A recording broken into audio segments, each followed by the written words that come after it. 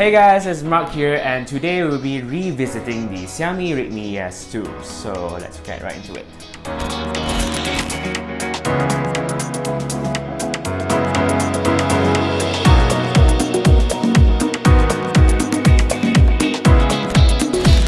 I've been using this device for several months and it's actually really great, and not to mention it has really great battery life too.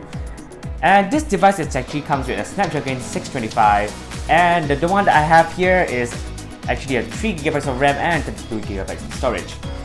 Storage wise is not that huge, but there's also 4GB of RAM and 64GB of storage. So you only have two options of storage and RAM options. The device right here is actually in Android 9 type. So the device is actually in 32-bit. So there's a little bit of add limitation, but then again you get a good battery life for it. The 3080 mAh power battery can actually last you the entire day and is really good for based on this range of the phone, and for the battery life itself is really crazy. I once turned on my hotspot the entire day without charging. I mean, it lasted me since morning till night. It's actually not a bad device. The overall of the device looks great and nice to hold in hand. Then button is really clicky as well, which is really great. The camera, honestly, not that bad, but I can't say it's really bad either. Certain times it takes really good pictures, and certain times it does not take really good pictures. So it really depends on like the device mood. And I'll put some picture right there and tell me what you guys think in the comment down below.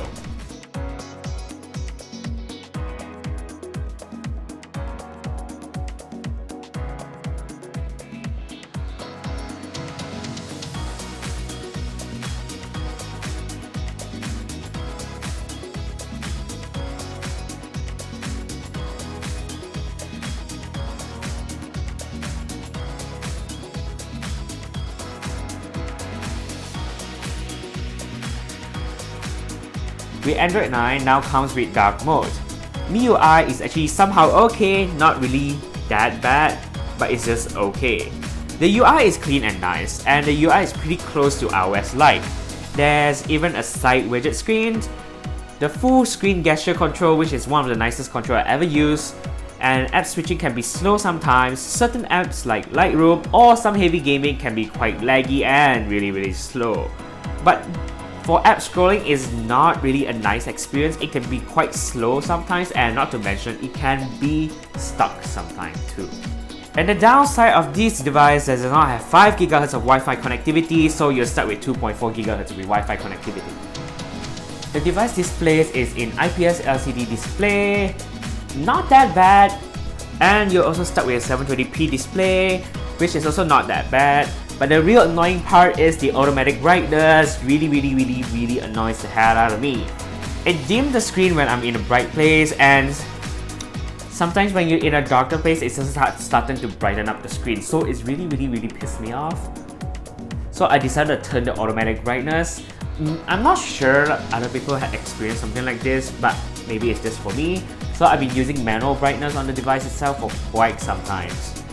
Color of the screen is not that bad, but sometimes it can be really bad depending on the situation. Oh, the entire time I was using this phone for several months, I noticed something odd about this phone. Like, really odd. Which is, it bends a little bit. I'm not sure I'm trying to make it look. You know what, I'm gonna put another shot. I can't say the device is fully bent, but it's bent in a very subtle way. The phone is plastic built, is also quite thin and light as well, so it kinda basically bent. Gaming on the device is actually not that bad, but it really not that good of a graphic and is not that clear, especially when you're playing PUBGs or any high graphic gaming apps out there. I mean, yeah, gaming on the device can get hot, but not that hot. The lag is there for heavy gaming as well as the loading time for the app as well. Graphic can't go all the way to the max performance, but it's still playable in medium, or somehow low graphic makes the performance even more smooth. But then lower graphic means you see lower details. And looking at lower details, you see things more pixelated, and odd in a way, I guess. This phone is considered as a mid-range phone.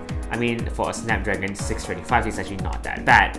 And due to 32-bit, it makes me feel like this phone is really, for me, this is a huge turn off. Because in 32-bit, there's a lot of app limitation. You can't download certain apps you can't really download apps like a Google Now launcher and certain apps I'm trying to find out, but yeah. This one is considered as a mid-range phone, but I only see it as an entry-level phone due to the Snapdragon 625 and is in 32-bit, which makes it feel like an entry-level phone. But not to mention the plastic build as well. And this phone is promoted as a selfie phone, and honestly, selfie phone on this phone is actually not that great. Although it's in 16 megapixel, not that great. So that's it guys for this revisiting, and basically you're hearing out my complaint over this phone. I mean, there's good and bad of the phone, but I feel like the bad side is already minor stuff, and it's kind of like, you know, up and down. But yeah. So that's it guys, see you guys next time, and I'm sorry for not making so much video in the past few months because I'm very busy with my semester and go really crazy, and it's actually really crazy. That is a very long story. But then yeah, I think I'm back for now. So that's it guys, bye!